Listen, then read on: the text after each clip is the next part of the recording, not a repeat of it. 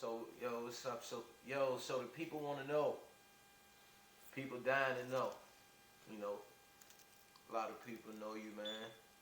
But for those who don't, a lot of people want to know you. What was your name in the streets?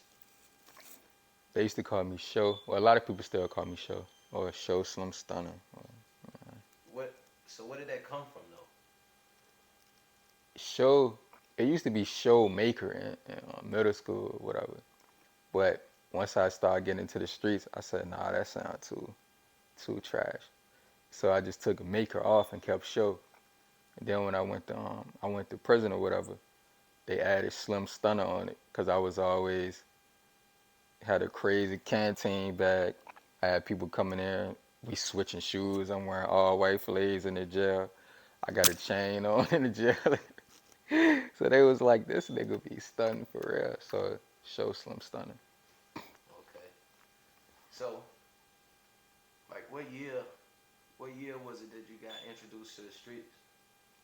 Say 2000, 2003, 2000, early 2000s. It didn't get serious to 2005 though. So, if you could take them back, like, who was some of the rappers back then that like had the streets? Like doing your rapping days, like doing your trapping days, like who was some of the rappers out who really had the streets, who the streets was feeling? I'm gonna say Big Get It. They call themselves GMGB. Those was the only rappers I knew that was full blown in the streets for real. Now I'm talking about like who were the streets listening to at the time? Oh, Jeezy. They was listening to Jeezy. Oh, that was that Jeezy era. Oh Yeah. man. Okay. All right. So take me back to the day that you knew, if you could remember, like during the time frame that you knew this is what I want to do. Like when, what year was it where you realized? What year and age where you realized this is what I want to do? Like I don't want to play with it. This is what I want to do. I don't want to work. This is what I want to do. A lot of people don't know. I signed up for college. I was going to college. Like I passed the test and everything. I said in a rap, I wanted to go to school. I ain't want to grind, but 3 G's and 2 nights changed a nigga mind. So after that, I said, oh, school is dead. What? Ain't nobody going to school? And that was, I think that was in 2000. I want to say 2004. I forgot, man. What age? 2000. I know I was 17, about to be 18. I think I was about to turn 18. So I be So, getting these dates mixed up, but yeah. so who was it? Who was it that introduced you to the game? Like, was it a close friend? Was it a close relative? Like, who really like the first time you got introduced to the game?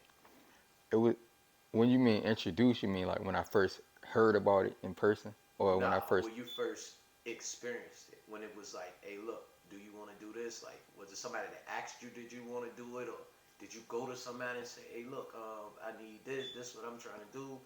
No, it was a neighborhood dope boy, neighborhood dope boy. He gave me my first gram. Like, you know what this is right here? I'm looking at it. I knew what it was, but that was my first time touching crack in my whole life. Like, I went home, tried to like taste test it and stuff. I don't know what made me do that. I just did it. Then I tried to cut it up.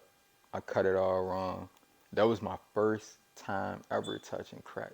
Well, yeah, that was. I want to say 2000. Dad, it was either 2002 or 2003. I don't know. I know I was 15. I know I was 15, but I don't know the year. So you had seen it before that, though. Yeah, like on movies and stuff, and from my homeboys in the neighborhood, I seen them running up the cars and stuff like that, but I never touched it before then. So had any of them before that time, like any of your homeboys, like tried to get you to do what they did? Like, what stopped you from, like, because you had homeboys that was already doing it? What held you off from doing it? What made you not follow suit with them from the get go? I used to be hooping, and I just used to rap for real. So I used to, rapping was your passion. yeah, rapping and basketball. Yeah. So do you think it was peer pressure that made you say, "Oh no, all right, this is what I want to do"? From him actually, from the neighborhood dope boy handing it to you, do you feel like you couldn't turn it down, or what made you actually pick it up if rapping was your thing, and you had already seen your other homeboys getting into that? For real, it just happened. It wasn't no peer pressure because he ain't pressuring me to do it. Like, go ahead, take it here. He just asked me, did I know what it was? And was like, here. And I just said, thanks, bruh. It won't like, no, he ain't have to convince me or nothing. So you already wanted to do it. I ain't gonna say I wanted to do it. I probably was just curious because I never smoked or drank in my life. People try to give me a smoke or a drink. I'd just be like, nah, I'm good. And just shoot it down. I always shoot it down. But with that, I said, all right, thanks. Most people, a lot of people get in the game because of things that they want, things that they don't have. Like, did you necessarily, were you hurting, I or want, like did you ever have a job to where you didn't need the money, or were you hurting for money? That's why you. nah, I won't hurting. But, you know, like when you're younger, like, it's crazy how your whole life can change off the clothes your parents buy you, bro.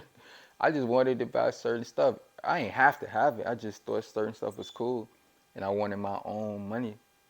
I went from getting allowances probably like $10, $20 a week to making my own money, like hundreds of dollars a day. So it wasn't no peer pressure, no life or death or nothing. It was just a conscious decision. Like, I'm gonna do this. So I ain't gonna lie and say I was getting evicted. I was eating out trash cans and all. Nah, it wasn't none of, it wasn't none of that. I just wanted to do it. so did you ever have a job into that point? Yeah, I used to work at the car wash across the street from George Wythe High School. Yeah, I used to work there. What I think that's called Emeralds. I think Car so. lot. Yeah, I think so. I used to work there. Oh, so hold on.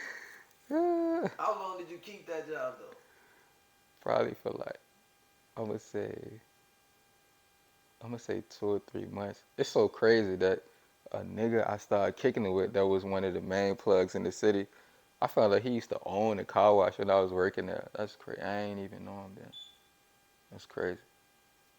That was like a full circle moment. So that was the only job you had before you got into your. Yeah. Okay. So Oh, and I take that back. I used to do Richmond Times Dispatch too when I was like a kid.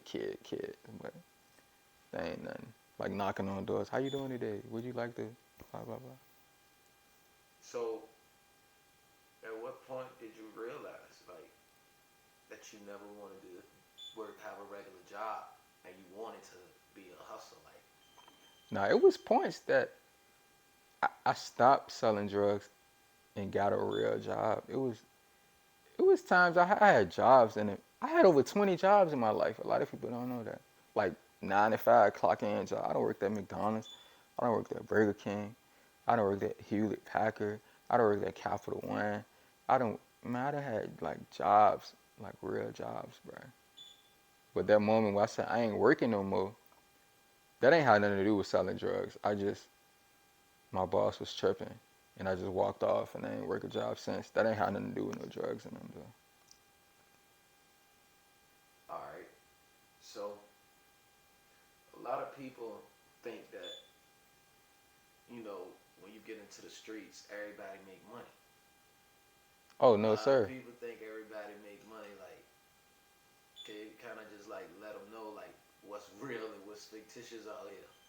Like a lot of drug dealers people see is cap.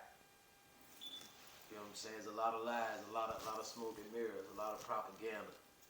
Like, just speak on some of the cap that you've seen. Man, I know niggas that sold drugs for 10, 15 years, man. They never had $5,000, bruh. 10, 15 years, bruh. Five Selling drugs, grand. never had 5 grand. I know people never had 2 grand. It's No, sir. for real. it is easy, but I guess if it was easy, everybody would be doing it for real. But niggas just be lying so much, bruh.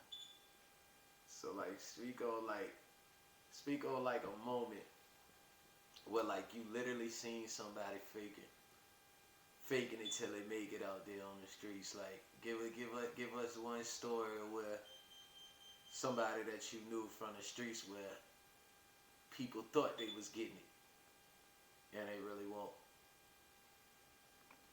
I had a brain freeze just now, but niggas just be niggas that try to get cheap grills, cheap chains. They just want to impress the girls for it, but the whole time they ain't fooling the real niggas. Yeah, they fooling the girls. And niggas just whack, bro. That's all I can say, man.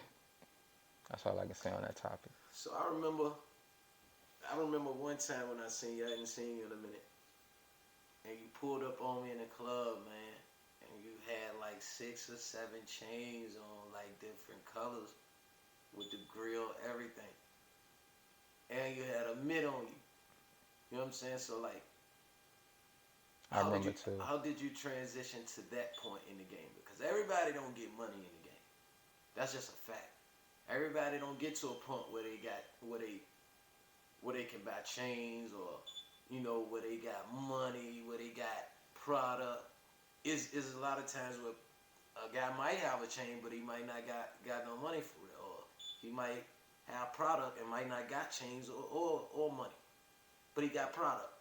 All that stuff be trial and error too, cause I remember I was selling drugs, saving up for a chain. Then I bought the chain. Then they ain't had no money to re-up. So I said I ain't gonna do that again. So that happened when I was 17. I remember So that day. whoa. So you read up. Hold on. So you spent your re-up money to get a chain. I spent all my money on the chain. That was my first time. I was 17 years old, and that was the last time I ever was broke. That was the last time I ever was broke when I was 17. No exaggerating, bro. I said I would never feel this feeling again. And I just been So how did you going up since. So how did you get back? I'm cool with people, bro. Nigga, throw you something. So you Like knew. how I got on. I ain't have to re-up for that. Nigga just gave it to me. Like, here. That's how I got my first money. See, that's an old head tactic right there. And they won't front me nothing because you know I'm going to come back to him. He ain't fronted to me like I own. He gave it to me. Like, I keep all the profit and do what I want to do. So just speak on like how younger guys get preyed on. Like, just like you hadn't been in the streets. You were pure. Your homeboys is in the streets, but you wasn't. Why do you think that guy picked you, the least experienced person, to give it to? Somebody that he knew wasn't in the streets, somebody that he knew had a dream of being a rapper, basketball. Why do you think that old head picked you when he could have chose any of your friends that was already doing it? I look at it like, it's like being a pimp for like you meet a girl that's green and don't know nothing, you can mold them for real. He ain't mold me how he is because I ain't nothing like him, but in the money aspect I am, but all that other wild stuff. I think they do that to mold you for real. Cause you ain't gonna, it's like you can't teach an old dog new tricks. I was a new dog, so. So basically,